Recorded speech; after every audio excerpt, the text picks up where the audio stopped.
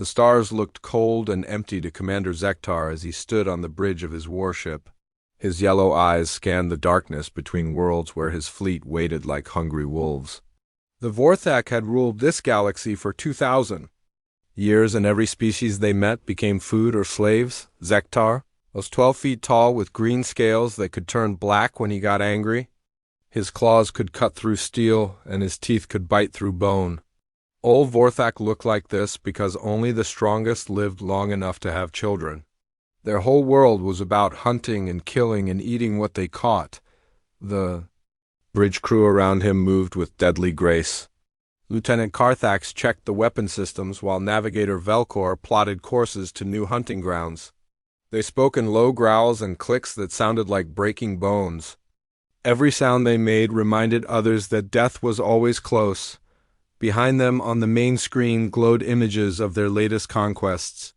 The crystal cities of Centauri burned bright as Vorthak young ones fed on their builders. The proud warriors of Kilmore had fought well, but their bones now decorated Vorthak armor. Even the smart Nexari with their energy weapons had fallen in less than 1 year.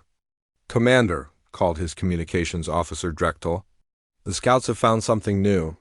Zektar turned his massive head toward the smaller Vorthak. "Show me." The main screen changed to show a small yellow star with several planets around. The third world from the star looked blue and green with white clouds. Long-range sensors showed cities and roads and flying machines, another species to hunt and another world to claim. "What do they call themselves?" asked Zektar. "The Universal." "Translator says they are called humans," replied Drechtel. "Their world is called Earth. They have primitive weapons and no space travel beyond their own moon." Zektar smiled and his teeth gleamed in the light. This would be easy like all the others. The humans would run and scream and beg for mercy.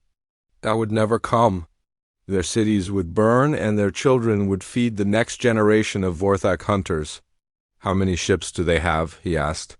"None that can fight us," said Velcor from the navigation station. "They have small craft for moving around their star system, but nothing with real weapons. Their strongest ship carries only basic missiles." The commander walked to the tactical display where a three-dimensional image of the Earth system appeared in the air. He studied the planet and its moon and the small space stations floating nearby. It looked so peaceful and quiet. The humans had no idea what was coming for them. "Tell me about their nature," said Zektar. "Are they warriors or peaceful creatures?" His intelligence officer Morkith stepped forward with a data tablet. "They fight among themselves, but mostly with primitive weapons. They seem to care for their weak members instead of eating them. Many of their settlements have no weapons at all. They appear to be social creatures that live in large groups."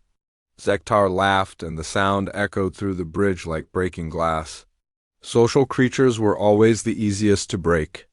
They wasted time trying to save each other instead of fighting properly. When the Vorthak took their young ones, the adults would surrender to try to protect them. "Prepare the fear broadcasts," he ordered. "I want them to know what is coming." The communications array came to life and began sending messages toward Earth. The signals carried recordings of other conquests, screaming Centauri as they were harvested. Kilmore warriors begging for death as Vorthak hunters played with them. The sound of civilizations ending in blood and terror.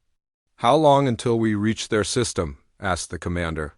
6 rotations at full speed," answered Velcor. 6 days to prepare for another hunt. Zektar had led hundreds of these expeditions, and they always ended the same way. First, the fear broadcasts would break their spirits. Then the main fleet would arrive and destroy any resistance.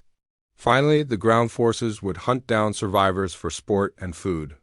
The commander walked to his private quarters behind the bridge. The walls were covered with trophies from previous hunts. Bones from a dozen species hung in neat rows. Skulls of enemy leaders watched him with empty eyes. Each one had thought their people were special or different or strong enough to resist. He picked up the skull of a Nexari general who had commanded their final defense. The bone was smooth and white with strange markings where their brain had been. They had been so confident in their energy shields and quantum weapons. But technology meant nothing when fear took hold of your heart. Zektar set the skull back in its place and looked out the viewing port at the stars, somewhere out there. The humans were going about their daily lives with no idea that death was flying toward them. They were probably caring for their families and building things and making plans for the future that would never come. It almost made him feel sorry for them. Almost. The door chimed, and Lieutenant Carthax entered the room. Commander the fleet. Reports ready for the jump to hyperspace. All hunters are prepared for ground assault once we arrive? Good, replied Zektar. Make sure they understand these humans are not to be killed too quickly. We need to record everything for the next species we encounter. Fear is our greatest weapon. Carthax bowed his head in respect. It will be done, Commander. The humans will learn why the galaxy fears the Vorthek name. After his lieutenant left, Zektar returned to studying star charts. The human system was far from any other civilized worlds, which meant no one would come to help them.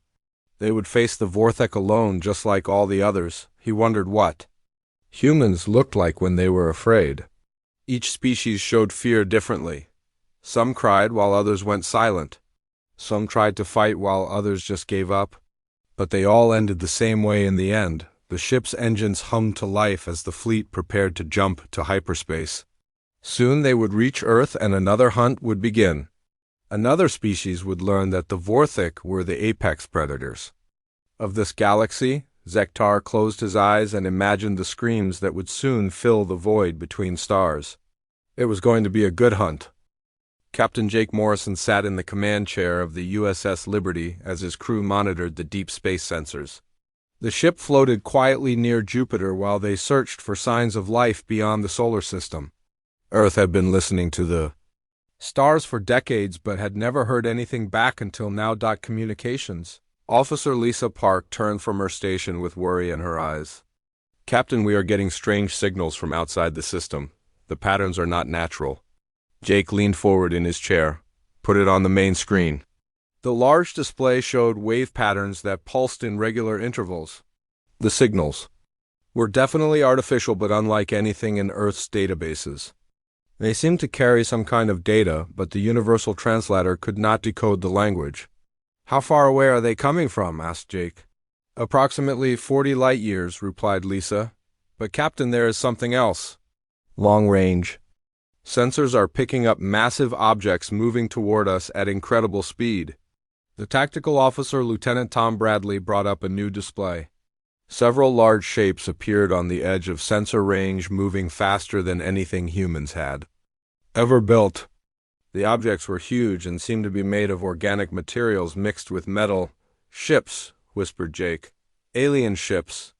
The bridge crew fell silent as they stared at the display. First contact with an alien species was something humanity had dreamed about for generations. Scientists had written papers about how to communicate and what to say. Diplomats had planned careful speeches about peace and friendship. None of those plans had prepared them for what happened next. The alien signals suddenly became much stronger and the universal translator began to work. Words appeared on Lisa's screen in broken English. The message was simple and terrifying. Surrender or be harvested.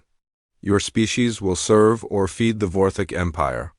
Resistance will only make your death more painful.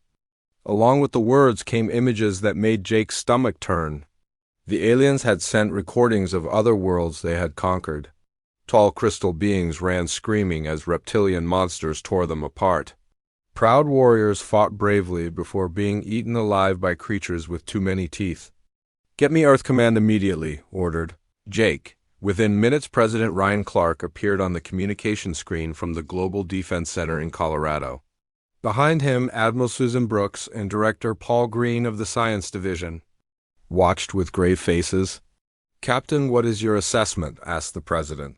Sir, we are dealing with a hostile alien species that calls itself the Vorthek Empire.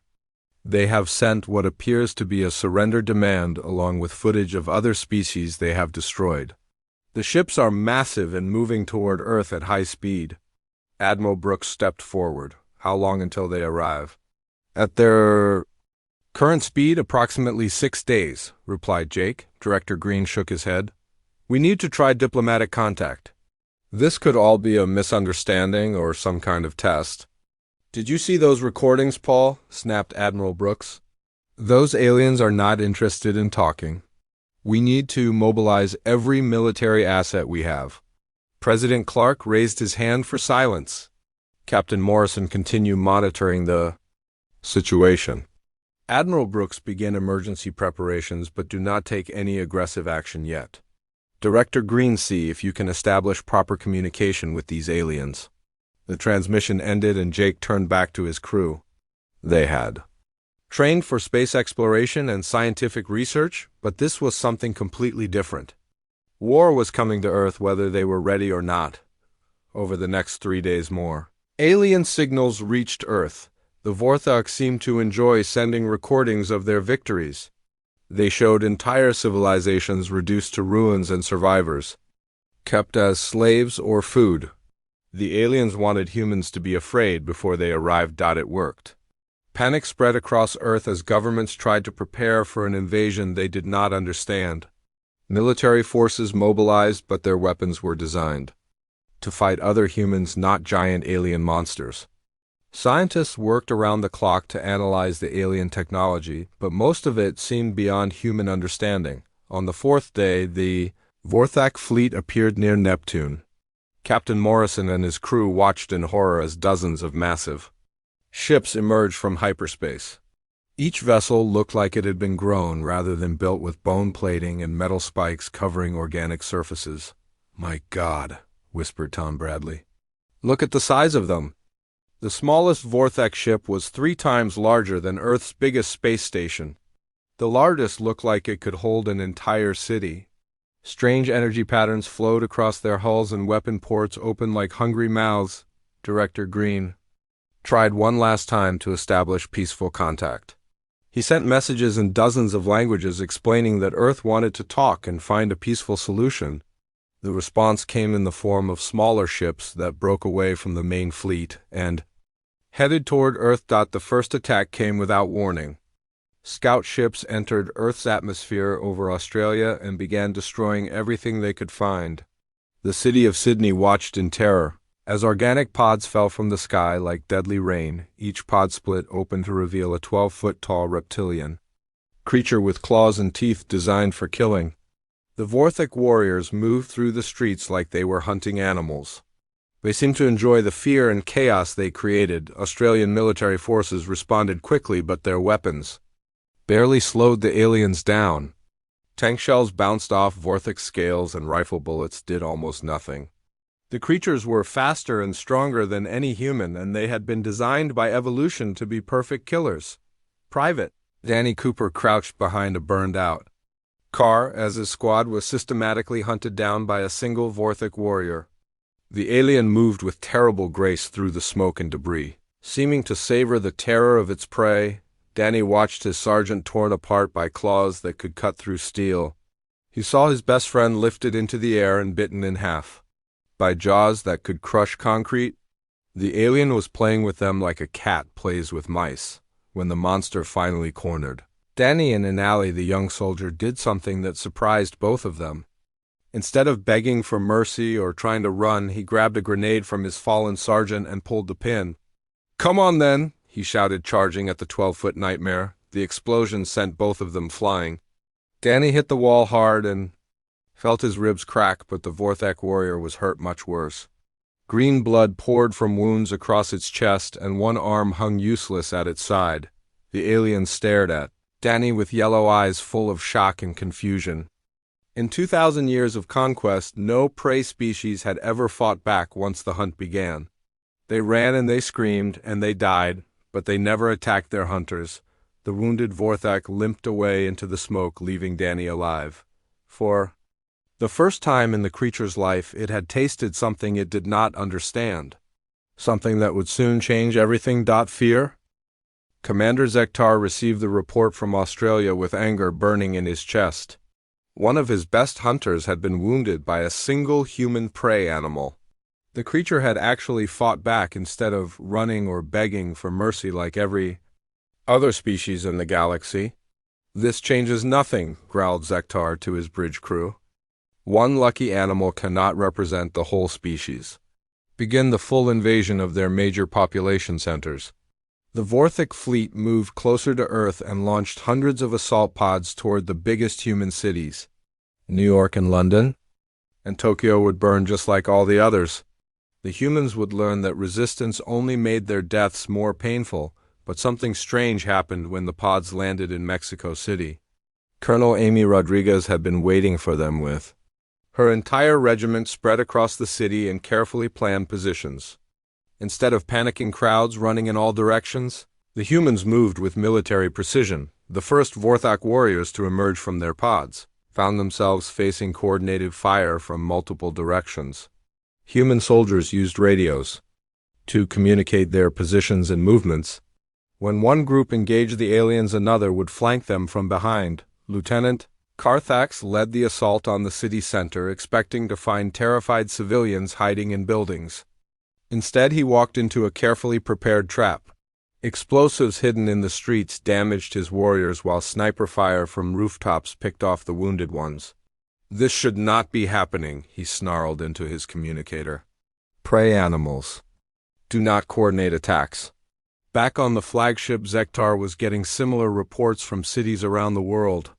The humans were not acting like any species the Vorthok had ever encountered. They shared information instantly across vast distances and adapted their tactics in real time. Dr. Henry Walsh worked frantically in his laboratory beneath the Pentagon, studying pieces of Vorthok technology that had been recovered from Australia. The alien equipment was impressive, but it revealed something important about their makers. "General Stone, you need to see this," called Henry as the military leader entered his lab. General Patricia Stone had been put in charge of all Earth defense forces after the first attacks. She was a tough woman who had fought in 3 wars, but nothing had prepared her for an alien invasion. "What have you found, Doctor?" she asked. Henry pointed to the alien armor spread across his examination table. "Look at these weapons and protective gear. They are designed for hunting individual targets that are trying to run away. The armor is strong in front but weak on the sides and back." "What does that mean?" asked Patricia. "It means they have never fought an enemy that could coordinate attacks from multiple directions. Their whole fighting style is built around chasing scared animals, not battling organized military forces." Patricia stared at the alien equipment as the implications became clear. The Vorthok were perfect predators, but they were not soldiers. They had ruled the galaxy through fear and superior individual strength, but they had never learned how to fight a real war. In New York, City Sergeant Kevin Turner was putting this theory to the test. His squad had been cornered by 3 Vorthok hunters in a subway tunnel beneath Manhattan. The aliens moved forward, confidently expecting the humans to scatter like frightened rabbits. Instead, Kevin used hand signals to coordinate his men. 2 soldiers provided covering fire while the others moved to flanking positions. The Vorthok suddenly found themselves surrounded by enemies they could not see or predict. "Now!" shouted Kevin as his men opened fire from all sides. The alien hunters spun in confusion as bullets struck them from multiple angles. Their armor could stop frontal attacks, but not coordinated fire from behind and above. One by one, the mighty predators fell to human teamwork and tactics. Kevin stood over the bodies of creatures that had terrorized the galaxy for 2,000 years. They looked smaller in death, with their yellow eyes closed and their claws still. Fear was their greatest weapon, and once that was gone, they were just big lizards with sharp teeth. The victory was broadcast across human communication networks within minutes. Every soldier and civilian on Earth saw proof that the aliens could bleed and die. More importantly, other species throughout the galaxy intercepted the transmissions and learned that the mighty Vorthok were not invincible. On the crystal world of Centauri, enslaved workers watched the recordings in secret. For generations, they had served their reptilian masters, believing resistance was impossible. Now they saw humans fighting back and winning against the same enemies. The Killmore survivors hidden in the mountains of their devastated world felt hope for the first time in decades.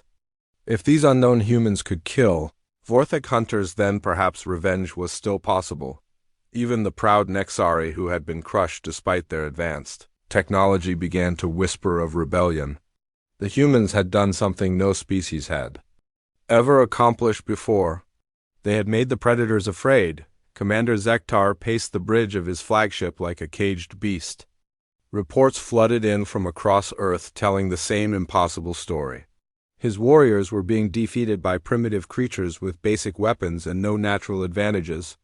"How is this possible?" he roared at his tactical officer. "These humans are weak individuals with soft skin and dull teeth. They should be easy prey." "Commander," replied Morkith carefully, "they do not fight as individuals.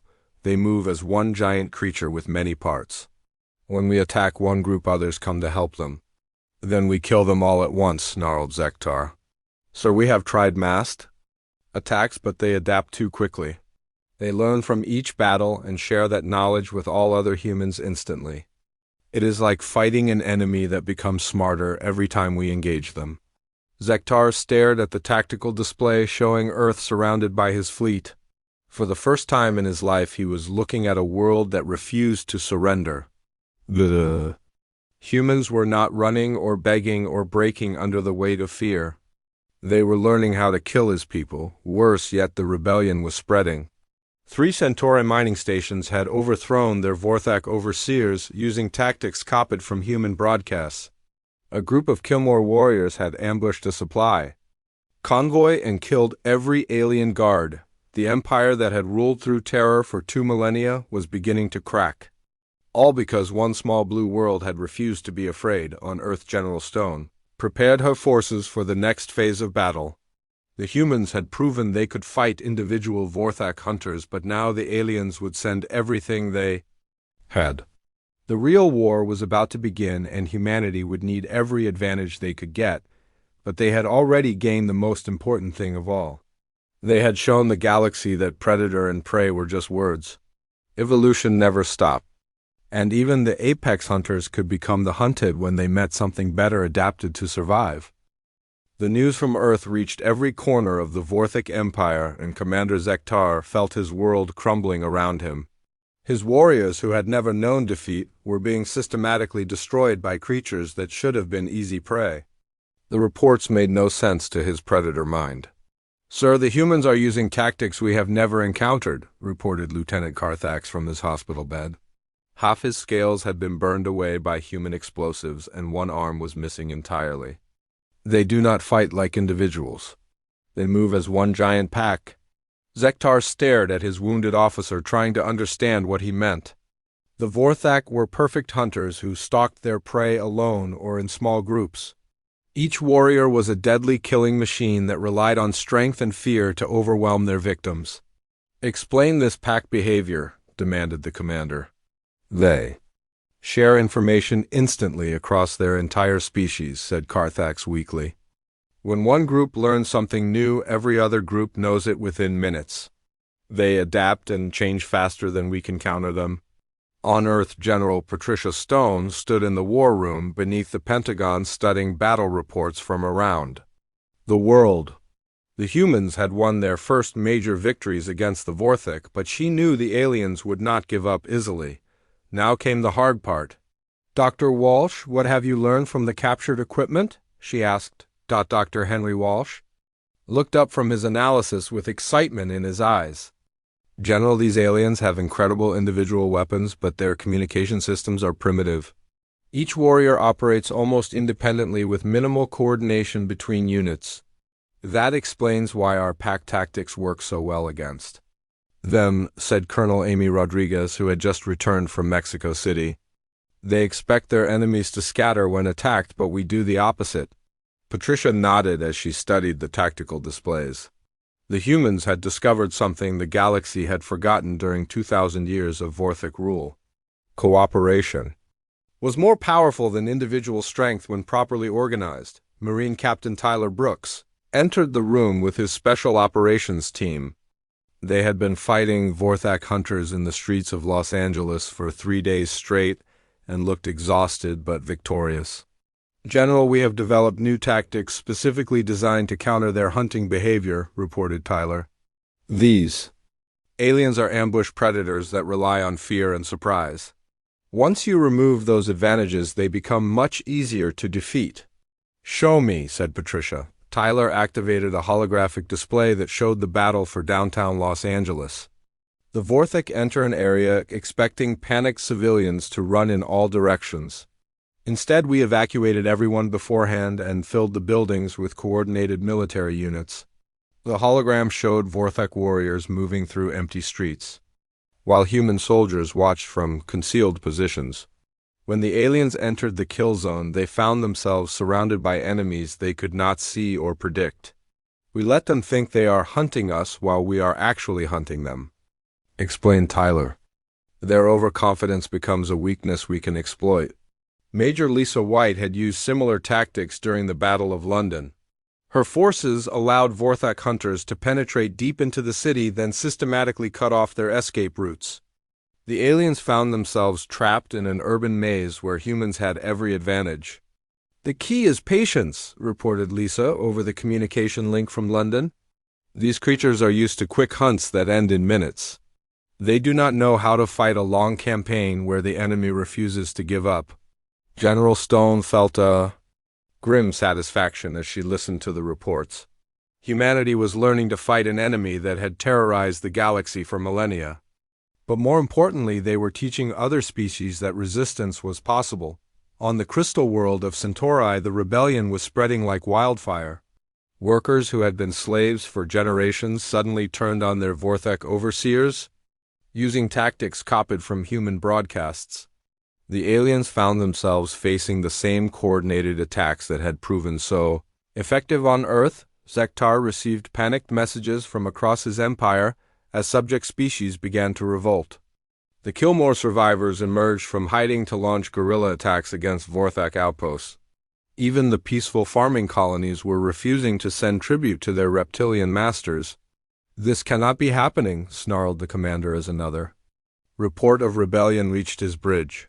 We have ruled these species for centuries. They know the price of resistance. Sir, the humans are broadcasting their battle tactics across all frequencies, replied his communications officer. Every species in the galaxy is learning how to fight us. The truth was becoming clear to Zektar, even though he refused to accept. The humans represented something his species had never encountered before. They were not just another prey animal that had learned to fight back. They were apex predators whose evolution had been shaped by cooperation and strategic thinking. On Earth, Captain Jake Morrison commanded humanity's expanding space fleet from the bridge of the USS Liberty. The ship had been upgraded with weapons designed specifically to fight Vorthek vessels. Human engineers had studied the alien technology and found ways to improve it. Captain, we are receiving surrender offers from several alien worlds, reported Lisa Park from her communication station. They want to join the fight against the Vorthek Empire.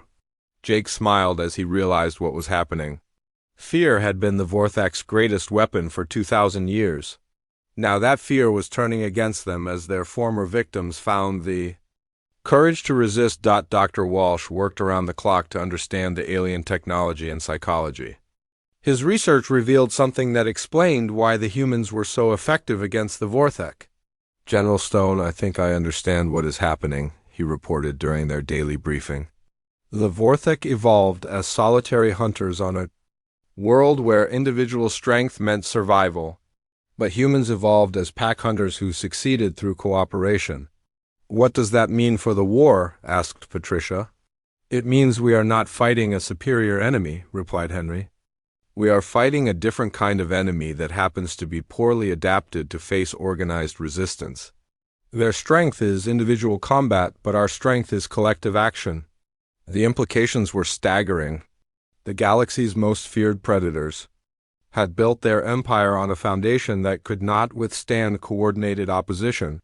They ruled through terror because they had never faced an enemy that refused to be afraid. Commander Zektar stood alone on his bridge staring at the blue world that had changed everything. Half his fleet was destroyed, and the other half was barely holding together.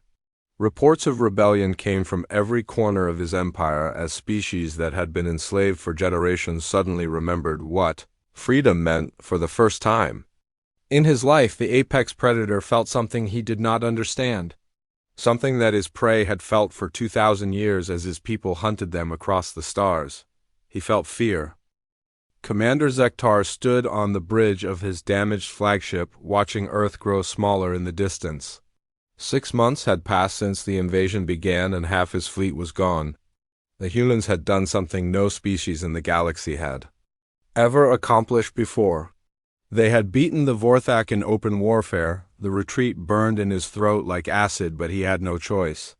His warriors were demoralized and his ships were falling apart. Worse yet, the rebellion was spreading faster than he could contain it. Every day brought news of another world throwing off its chains. "Sir, we must warn the homeworld," urged Lieutenant Carthax from his position at the tactical station. His injuries had healed, but the scars remained as a reminder of human determination. "These creatures represent a threat to our entire empire." Zektar nodded grimly and activated the long-range communicator. The message would take weeks to reach the Vorthak homeworld, but the ruling council needed to know what they were facing. He began recording his final report as commander of the 3rd Hunter Fleet.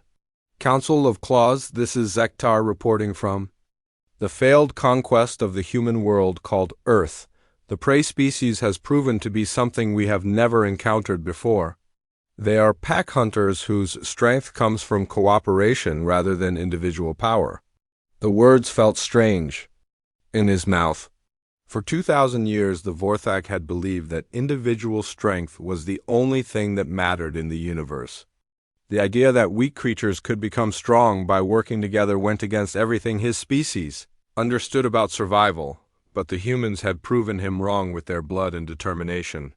They had turned his greatest hunters into prey and shown the galaxy that the mighty Vorthak could be defeated. "I recommend immediate mobilization of the entire Imperial fleet," continued Zektar into the recorder. "These humans are not just another species to be conquered. They are a new kind of apex predator that threatens our way of life." Before he could finish, the message alarms began screaming throughout the ship. The main display showed human vessels emerging from hyperspace directly ahead of the fleeing Vorthak fleet.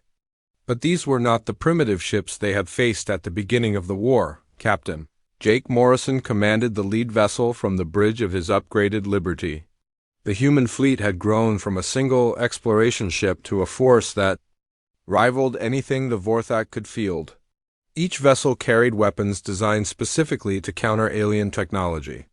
"All ships, this is Liberty Actual," transmitted Jake across the fleet communication network. "Remember, these are the same aliens who have enslaved half the galaxy for 2,000 years. Today we show them what happens when prey becomes predator." The human ships spread out in a coordinated attack formation that would have been impossible for individual Vorthak vessels to counter. Each captain knew exactly what the others were doing because they shared information instantly across their entire fleet. Admiral Susan Brooks watched the tactical display from her command ship Earth's Fury. The woman who had once argued for diplomatic contact now led humanity's first interstellar war fleet. She had learned that some enemies could only be defeated through superior force. "All weapons free," ordered Susan as the two fleets closed to combat range. "Let's finish what they started." But this was not just a human fleet. Ships from a dozen different species had joined the attack, including crystal vessels from Centauri and the few remaining Kilmore warships. The galaxy's former victims fought together under human coordination for the first time in centuries. The battle was unlike anything Zektar had ever experienced. His ships fought as individual predators trying to isolate and destroy single enemies. The human alliance fought as a single organism with dozens of ships supporting each other in perfect harmony. Vorthak vessels that tried to use their traditional ramming attacks found themselves surrounded by enemies firing from all directions. Their organic armor could absorb tremendous damage from one direction, but not from multiple angles simultaneously. "Sir, the flagship is surrounded," reported the tactical officer as enemy ships closed in from all sides. "They are using the same pack tactics their ground forces developed." Zektar watched his bridge crew work frantically to coordinate their defense, but it was hopeless. The humans had spent months learning how to fight Vorthak vessels, and they had shared that knowledge with every ship in their fleet. Dr. Henry Walsh monitored the battle from his laboratory aboard the Liberty. The man who had first discovered the aliens' weakness now served as humanity's chief xenological warfare specialist. He studied the enemy tactics in real time, looking for any advantage they might exploit. Captain Morrison, the Vorthak are trying to break away and escape to hyperspace, reported Henry over the communication link. We cannot let them warn their homeworld about our capabilities. Jake nodded grimly as he watched the enemy flagship trying to disengage from combat. All ships focus fire on the command vessel. Do not let it escape. The combined firepower of 30 ships concentrated on Zektar's flagship. The organic hull cracked and split under the assault as secondary explosions rippled through the vessel. The mighty Predator ship that had terrorized countless worlds began to break apart. In his final moments, Zektar finally understood what his species had never learned. Evolution did not stop, and every apex predator eventually faced something better adapted to their environment. The Vorthak had ruled through fear and individual strength, but the humans had evolved something more powerful. They had learned to make the whole greater than the sum of its parts. The flagship exploded in a ball of green fire that lit up the darkness between stars. With it died not just Commander Zektar, but the myth of Vorthak invincibility that had kept the galaxy in chains for 2 millennia. General Patricia Stone addressed the human people from the steps of the Pentagon as news of the victory spread. Across Earth, behind her stood representatives from every species that had joined the fight against their former oppressors. Today marks the end of the Age of Fear, she announced to the cameras that would broadcast her words throughout the galaxy. The Vorthak Empire built their power on the belief that the strong must prey upon the weak. But we have proven that cooperation is stronger than domination. The celebration lasted for days as Earth welcomed delegations from worlds that had been enslaved for generations. But the humans did not claim the galaxy for themselves as the Vorthak had done. Instead, they proposed something that had never existed before, a free federation where former enemies could work together as equals, where strength came not from the ability to destroy others but from the willingness to protect them, where the phrase apex predator would be remembered only as a reminder of what the galaxy had overcome. Captain Morrison stood on the observation deck of the Liberty looking out at the stars that no longer seemed cold and empty.